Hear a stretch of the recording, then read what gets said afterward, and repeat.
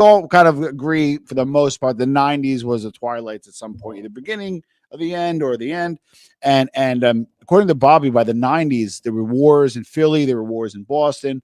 The patriarchas got decimated. I know that the Cavalcantes got decimated. So basically, they didn't even have the organization or the bandwidth, or frankly, the juice to maybe go to the Colombians and say, "Hey, we got this." I think that part is part of the problem. What do you think about that?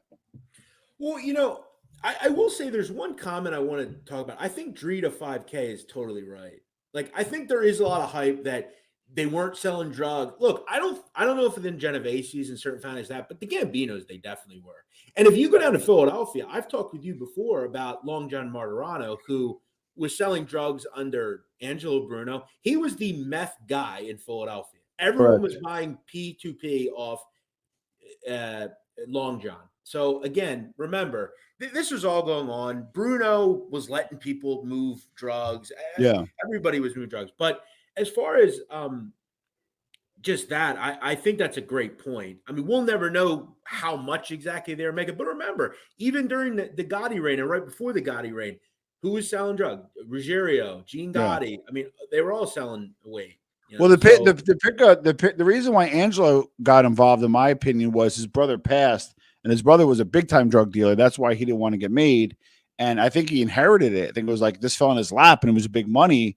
And I think it jammed him up, Yeah, I think another thing to answer your question earlier, why didn't they get involved in the 70s, 80s? Remember back in the 40s and 50s, it was so much harder to get convicted of really any crime. Correct. As opposed to it was, 70s or 80s. The drug laws were a lot different. Remember in the 80s, the war on drugs started. And the federal government really came down hard on drug dealers. So I don't know. I think it will never be. And look, the mob's never going to be what it was in the 50s and 60s. That's just that simple. But yeah, they were all doing it, and they'll say they weren't, but they were. Well, the other thing is, like you said, I think the old timers had money at that point. Castellano, Bob even said it was legitimate multimillionaire. Yeah, Tony Salerno, I mean, Vintage, and these guys were probably worth upwards of 20, 30, even $50 million. So I get it. You don't want to rock the boat, but I think the two reasons were bigger heat, which how much more heat can you get than Giuliani? And number two is they were worried about informants because the numbers are bigger. My thing is there were still a lot of informants anyway. I would say if they got involved with drugs, right, and they did it correctly, we're going to talk about today or soon, recent. So I get the aversion to it. I get it, right?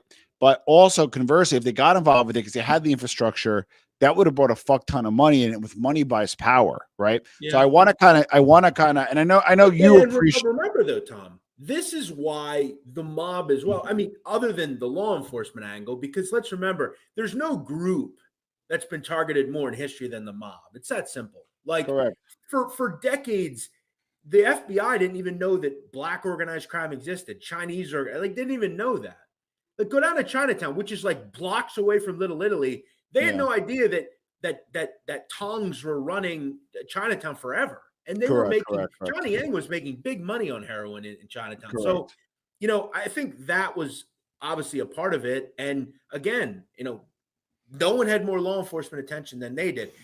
Now I understand what you're talking about with the money angle, but Joe, you got a little feedback. I muted you. A little feedback. We're gonna undo it. Better?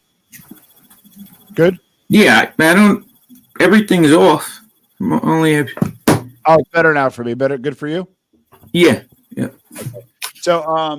So we're talking, Joe. I want you to weigh in, and Joe kind of gave some opinion on drugs. He felt it was the using of drugs hurt the mafia. We'll get to that in a second. But what we're talking about tonight, Joe, is why didn't the mob get into drugs in terms of cocaine and distribution in the 80s, which was a big business opportunity? Was it the right move? Was it the right move? What do you think? But when you say they didn't